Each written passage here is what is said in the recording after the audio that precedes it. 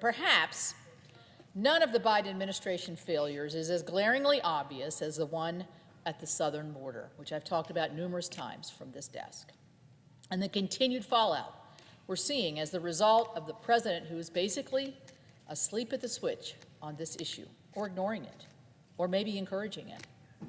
There have been 6.7 million illegal encounters at the southern border since President Biden's on his watch. It's hard to imagine the scope of what 6.7 million human encounters really means. But think of it this way. Only 17 U.S. states have a population higher than 6.7 million. Mine, of course, is not one of those. This massive flow of humanity is the equivalent of adding another state to our country that is nearly 4 times the size of my home state of West Virginia. But President Biden's border failure just doesn't stop there. Since fiscal year 2021, U.S. Customs and Border Protection has seized 536,000 pounds of meth, 250,000 pounds of cocaine, and 56,000 pounds of the deadly substance fentanyl. With hundreds of thousands of admitted getaways, those are the people that aren't in these statistics, it's impossible to know the amount of illegal narcotics that have made it across the border into our homeland. When it comes to the southern border, the only thing that President Biden has improved, in my opinion, is the business of the cartels, who are receiving cover to continue their crimes every day, whether it's drug peddling or human smuggling, every day that we do not respond to this crisis. The list of consequences as a result of President Biden's inaction on the border is long, and has led to everything from violent crimes committed to individuals not lawfully in this country, to our hospitals and health clinics being pushed to the brink, to our children being forced to vacate their schools and remote learn to make room for migrant shelters, and even calls from the leaders of blue states who sent a letter on Monday asking for federal assistance to handle this crisis. Rather than properly defending our homeland, President Biden has incentivized a crisis that urgently needs a solution. Unfortunately for this administration, when it comes to failures, the border is just the beginning. Let's look at the economy, or where the unrelenting pursuit of Bidenomics, which, by the way, I don't think the president uses that term anymore. President Biden and his supporters want the American public to believe that the same positive trends are a sign that his policies are working. But if you've spent any time in the middle-class America over the past 3 years, or in the grocery store, you would know that our families are continuously being squeezed by high prices, and businesses are being taxed and regulated out of existence.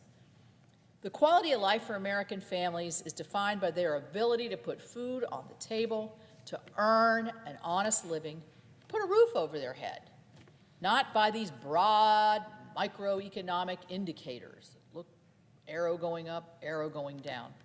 And unfortunately, there is no relief in sight for American families under Bidenomics. Cumulative overall prices since January of 2021 have risen 17%.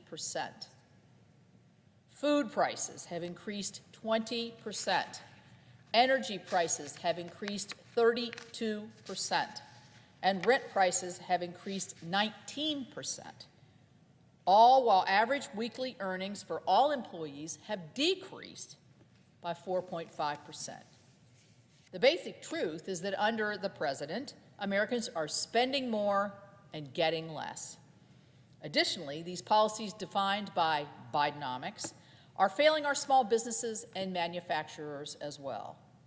Small and medium manufacturing companies continue to have historically low levels of optimism about their future.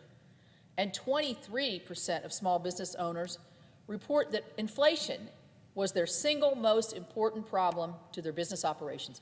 I would say supply chain, workforce, all are contributing. Another area in which this administration has continued to fail is our national security and the standing of our country on the world stage.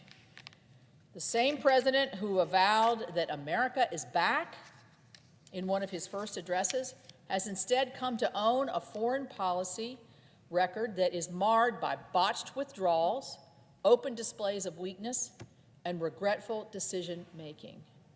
Look no further than the United States' disastrous withdrawal from Afghanistan in 2021, which undoubtedly has damaged the trust between our allies, broadcasted weakness on the world stage, and displayed a lack of resolve that emboldened our adversaries.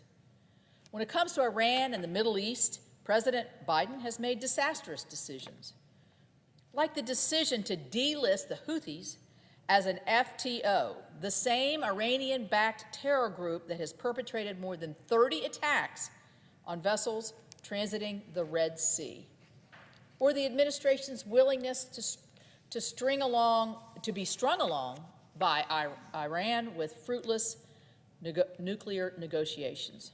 Today, it is clear that these negotiations were a waste of time. I mean, they're attacking our bases. They're providing the dollars for all of these attacks, terror attacks in that region. Iran now is rapidly increasing their production of highly enriched uranium. And how could we forget the decision to unfreeze $6 billion in assets to Iran, and to do so on 9/11 of all days? The foreign policy of President Biden has been defined by skyrocketing attacks on U.S. troops by foreign adversaries, a large-scale ground war in Europe, and the unprecedented buildup of China's military amid concerns about the health of our own defense industrial base here at home. While there's an undeniable lack of American leadership in our executive branch, we must remind ourselves it's not too late, ever, to reverse course. And while the congressional Republicans didn't create the issues that we have in hand, we accept the responsibility of trying to solve them. That's why Republican stands for solutions that change the border policies, not money, that have allowed this crisis to thrive.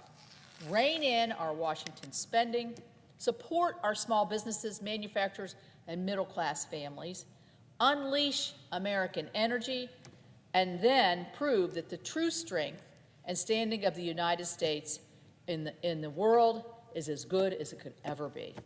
Our country cannot continue to accept the level of failure that this administration has made normal over the past 3 years. With that, Madam President, I yield the floor.